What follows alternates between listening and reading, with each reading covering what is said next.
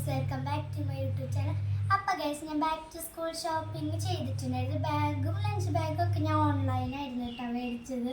പിന്നെ ഇതൊക്കെ മേടിക്കാൻ പോയി വീഡിയോ എടുക്കാൻ പറ്റിയ കടയിൽ നല്ല തിരക്കായിരുന്നു കേട്ടോ. അപ്പോൾ ഞാൻ കാണിച്ചു തരാം ബാഗ് ഏതാണ്. മീഷോന്നാണ് മേടിച്ചത്. ഇങ്ങനെയാണ് കവർ കേട്ടോ. ഇതാണ് ടെസ്റ്റായാലും തുറന്ന് കാണിച്ച്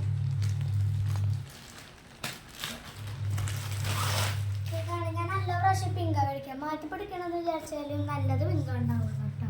ഒരു കീച്ചെയിൻ ഞാൻ കൂടെ വെച്ച് യൂണിക്കോണിൻ്റെ ഇവിടുത്തെ പടമൊക്കെ യൂണിക്കോൺ അതിൻ്റെ മാച്ച് ചെയ്യാൻ മേടിച്ചതാണ്. കല്ലിലപ്പുറത്ത് ഞാൻ ഓരോ കുത്തിത്തിരികെ വെച്ച് കഴിഞ്ഞു കേട്ടോ. ഇതും മറ്റേ ബുക്ക് പറക്കാണ്ടിരിക്കാൻ വേണ്ടി ഞാൻ ഉണ്ടാക്കിയതാണ്. ബാഗ് കിട്ടുമ്പോഴേക്ക് ഞാൻ എടുത്ത് വെച്ചു. പിന്നെ ഒരു ബുക്ക്, അതിൻ്റെ ഉള്ളിൽ വേറെ ബുക്കായിട്ട് ഉണ്ടാക്കണത് ഞാൻ കണ്ടിട്ട് നോക്കി ഉണ്ടാക്കിയതാണ്. പിന്നെ ഒരു ഇത് കീ ചെയിൻ, ഇതെൻ്റെ ഒരു ഫ്രണ്ട് തന്നതാണ് കേട്ടോ. കീ ചെയിൻ അപ്പം അടുത്ത കൊല്ലം വരുമ്പോൾ ഇത് കാണണമെന്ന് പറഞ്ഞിട്ട് ഞാൻ അത് മറക്കാണ്ടിരിക്കാൻ എടുത്ത് വെച്ചതായിട്ട് കിട്ടിയപ്പോൾ. പിന്നെ കള്ളികൾ കുറേ ഉണ്ട്.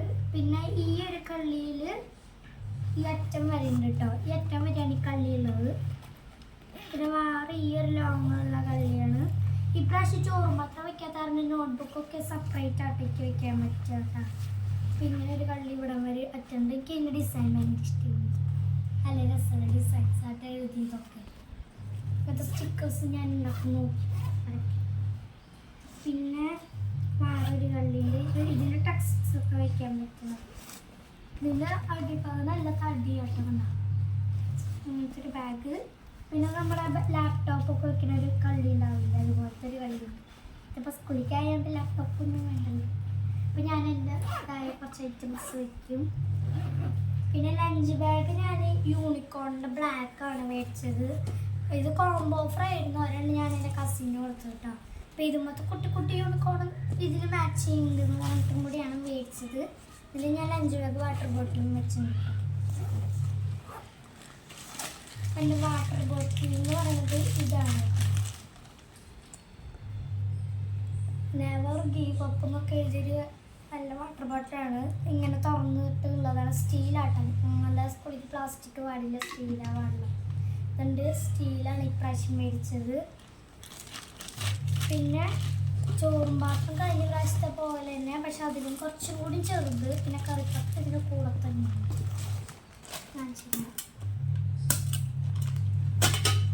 ഇതാണ് കറിപ്പാത്രം എന്ന് പറയുന്നത്. ഇത്രയേ ഉള്ളൂ കറി ഇടാനുള്ള സ്പേസ്. പിന്നെ ഇതിൽ ചോറിടാനുള്ള സ്പേസ്. ഇത് തുറക്കാൻ വലിയ ബുദ്ധിമുട്ടില്ല ഇങ്ങനത്തെ ഇതായതുകൊണ്ട്. അതുകൊണ്ടാണ് ഇങ്ങനത്തെ മേടിച്ചത് ഈ പ്രാവശ്യം. ഇപ്പം എനിക്ക് തുറക്കാൻ സിമ്പിളായിട്ട്. മറ്റേതാണെങ്കിൽ ചോറിനുള്ള സമയമാകുമ്പോൾ ടീച്ചർക്ക് കൊടുക്കണം. പറ്റിയില്ലെങ്കിൽ സ്റ്റാഫ് കൊണ്ട് തുറന്നാൽ കൂടെ തുറന്നാൽ നേരം മൊത്തം പോകും. പിന്നെ കടയിൽ നിന്ന് മേടിച്ച നല്ല ഐറ്റം. കടയിൽ നിന്ന് മേടിച്ച ഐറ്റംസാണ് ഞാൻ കാണിച്ചിടാമാണ്. ബാഗിൻ്റെ കൂടെ ഒരു പൗച്ച് കിട്ടി. അതിൻ്റെ കൂടെ ഒരു കീ ചെയിൻ കസിനാണ് ഇപ്പോൾ എടുത്തിട്ടാണ്. ഇതിൻ്റെ ഉള്ളിലെന്ന് പറയുന്നത് കളർ പെൻസിൽസാണ് കേട്ടോ. ഇതിനുള്ളിൽ പെൻസിലൊക്കെ ഇടാമെന്ന് വിചാരിച്ചു, പക്ഷെ ചെറുതായോണ്ട് ഞാൻ മേടിച്ചത് പൗച്ച് തന്നെയാണ്. ഒരു ചെറുതുണ്ട്, പക്ഷെ കുഴപ്പമില്ല കേട്ടോ. വേണ്ട, ഇതിൻ്റെ പേരൊന്നും എനിക്കറിയില്ലേ. നല്ല മെറ്റീരിയൽ, നല്ല സോഫ്റ്റ് മെറ്റീരിയലാണ്. ഇതിനുള്ളിൽ എന്തൊക്കെയുണ്ടെന്ന് ഞാൻ കാണിച്ചു തരാം.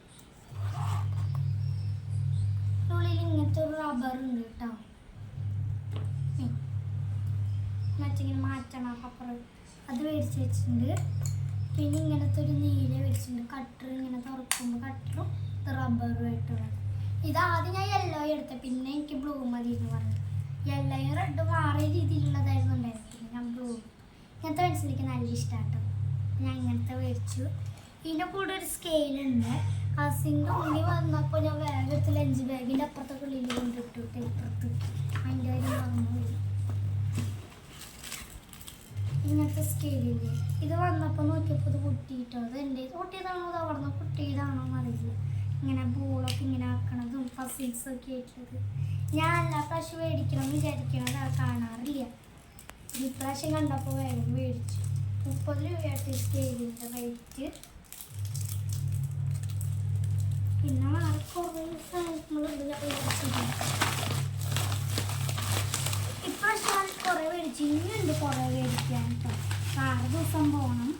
പിന്നെ ഇതൊരു സ്കെയിലാട്ടെ 10 എണ്ണത്തിൻ്റെ സെറ്റ്. 2 എണ്ണം ഞാൻ എൻ്റെ കസിന് കൊടുത്തു, ബാക്കി ഉള്ളത് എന്തെങ്കിലും കേട്ടോ. സ്കെയിൽ എപ്പോഴും കാണാണ്ടാവണത് പൊട്ടണതുമായിട്ടുള്ളൊരു സാധനമായിട്ട് 10 എണ്ണത്തിൻ്റെ സെറ്റ് മേടിച്ചിട്ടുണ്ട്. പിന്നെ ഒരു ബുക്ക് റാപ്പർ മേടിച്ചിട്ടുണ്ട് കേട്ടോ.